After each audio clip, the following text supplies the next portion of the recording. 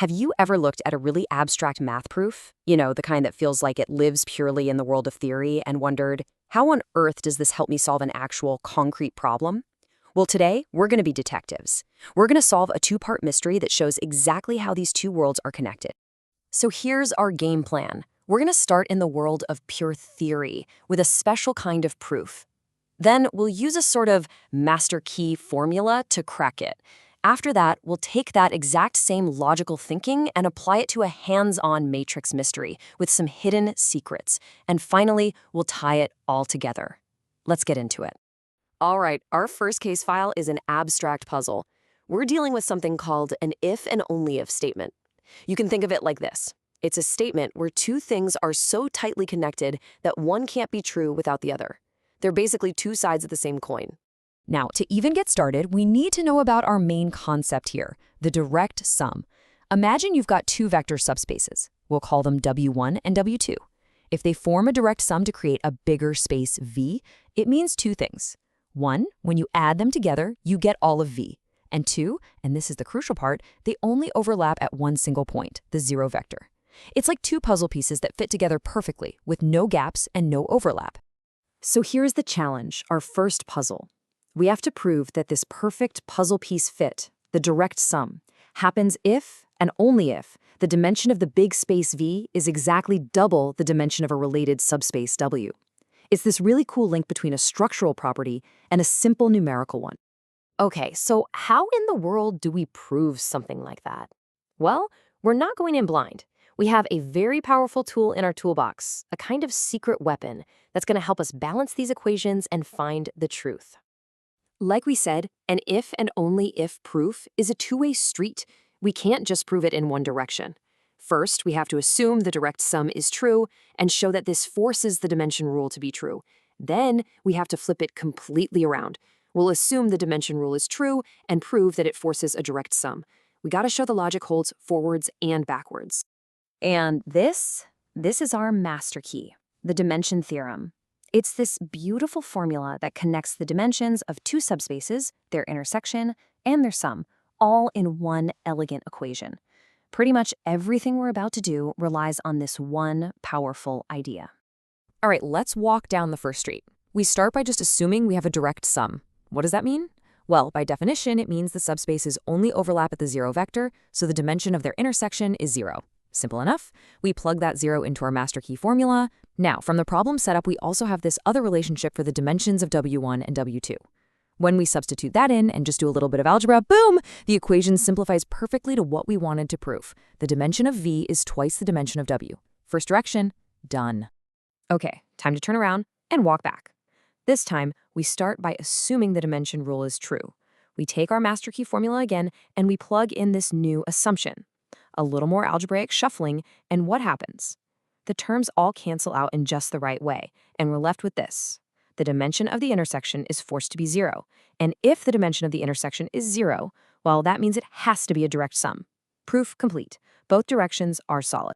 Awesome. With that abstract case solved, now we get to do the fun part. Apply that exact same logical, step-by-step thinking to a real, concrete investigation. We're leaving the world of pure theory and diving into a numerical mystery with a very specific matrix. Meet our prime subject, the matrix A sub T. As you can see, it's got a couple of variables hiding inside, A and T. Our mission, as detectives, is to use the clues from the case file to figure out exactly what these mystery values are. Every good detective story starts with a solid lead, right? And our first clue is a really powerful piece of information about the deep-down structure of this matrix. We're told that for some specific value of T, the rank of this matrix is exactly 1. So what does that even mean?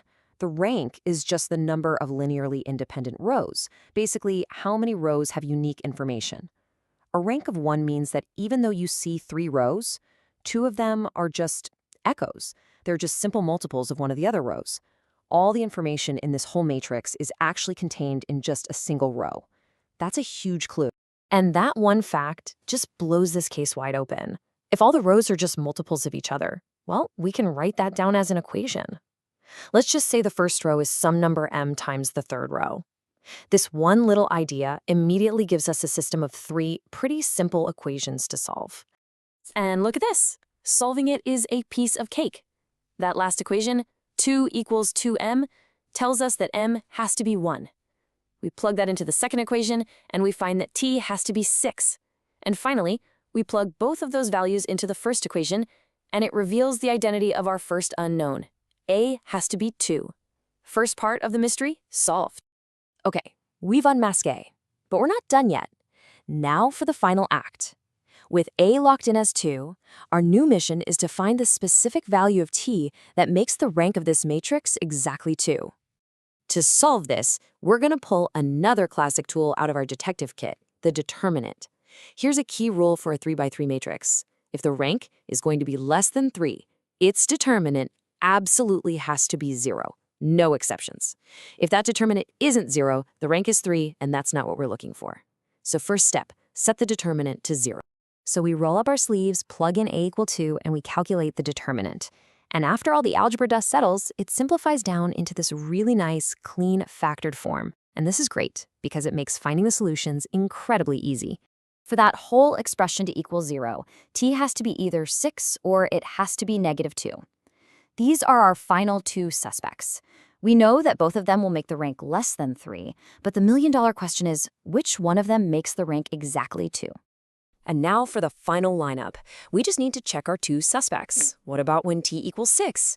Well, hey, we already know about that guy. Our first investigation told us that t equals 6 gives us a rank of 1, so that's not our answer. That just leaves t equals -2. So we plug -2 into the matrix, do a little row reduction, and what do you know? We're left with 2 independent rows. The rank is 2. We've got our guy. And there's the verdict. The case is officially closed. The one and only value of t that gives our matrix a rank of exactly 2 is -2. So let's just take a step back for a second. We went on this journey from the really abstract heights of vector spaces all the way down to the nitty-gritty of a specific matrix. So what's the real takeaway here? What's the thread that connects these two very different-looking problems? It all comes down to the thinking, the rigorous, step-by-step, deductive logic that we used to navigate that two-way proof. It's the exact same mental muscle we used to crack the matrix mystery. Understanding why the dimension theorem works gave us the power to use it as a master key. And in the same way, understanding why concepts like rank and determinants reveal a matrice's secrets allowed us to follow the clues to their logical conclusion. It's the same kind of thinking, just applied in a different playground. And this really leaves us with a fascinating final thought. Every theorem or definition in math isn't just some random fact you have to memorize. It's a tool, it's a key. And every problem, whether it's an abstract proof or a concrete matrix, is really just a lock. The real art isn't just knowing what all the keys are, but understanding why they work, so you can start unlocking all the secrets hidden inside.